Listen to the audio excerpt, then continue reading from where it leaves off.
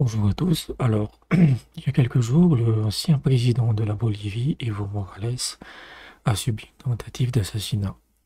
Sa voiture a été bloquée et des assaillants ont ouvert le feu en fait.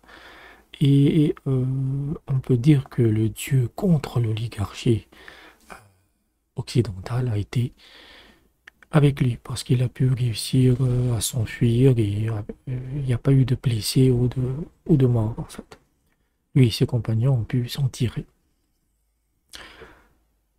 La Bolivie subit vraiment des coups d'État systématiques depuis plusieurs années.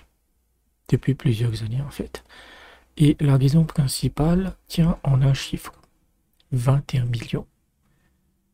21 millions de tonnes, c'est la réserve de lithium de la Bolivie.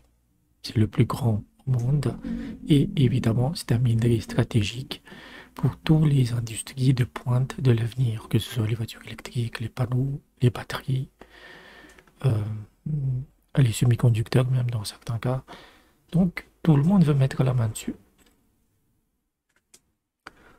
Et Evo Morales, en fait, il a fait une chose innommable, une chose affreuse.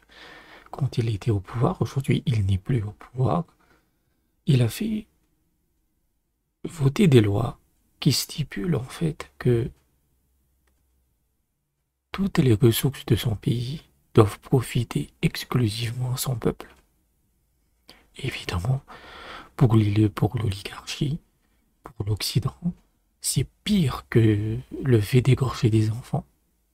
Et donc, il a subi un coup d'État par la suite, orchestré et financé entièrement par Elon Musk. Elon Musk, qui s'en était même vanté euh, quelques temps plus tard en disant que nous ferons cette fameuse phrase légendaire, euh, nous ferons des coups d'État à qui nous le voulons.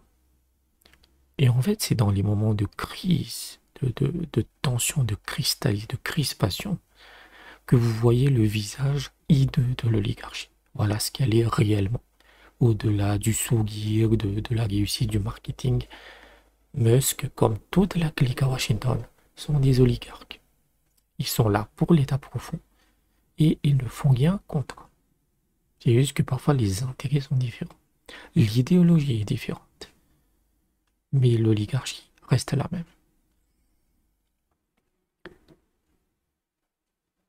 La Bolivie a subi cette tente en sachant que il y a aussi des tensions internes énormes, une grande crise politique en Bolivie.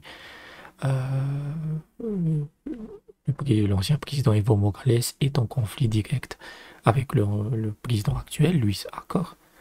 Luis Acor, je me rappelle plutôt le président actuel, qui est plus ou moins dans la, on va dire, il est un peu dans la lignée d'Evo Morales, mais il est clair que il serait prêt à vendre le pays aux États-Unis.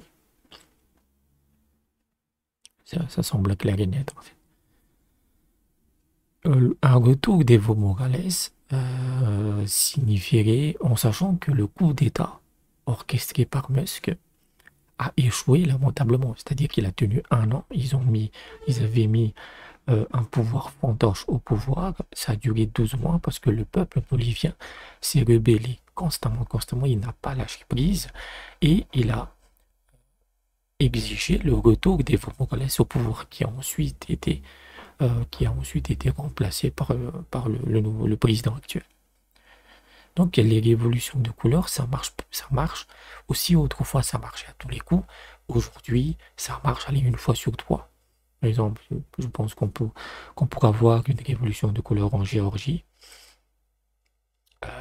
parce que le parti est arrivé au pouvoir, Georgia Dream, est arrivé en tête et qui est plutôt eurosceptique.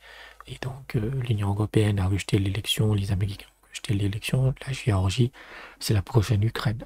La Moldavie avait dit non à l'Union européenne, c'est une évidence, mais bizarrement, les votes de la diaspora, cela signifierait que la diaspora est plus importante en termes de nombre que les habitants du pays. Bon, c'est du foutage de gueule total, c'est de, c'est des élections frauduleuses en Moldavie, mais c'est des pays très faibles et avec une population qui n'est pas du tout éduquée.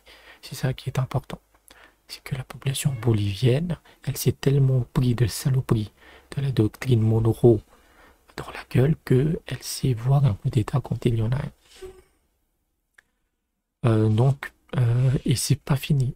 Dans le cas de la Bolivie, c'est clairement pas fini. Il y aura encore d'autres choses en fait.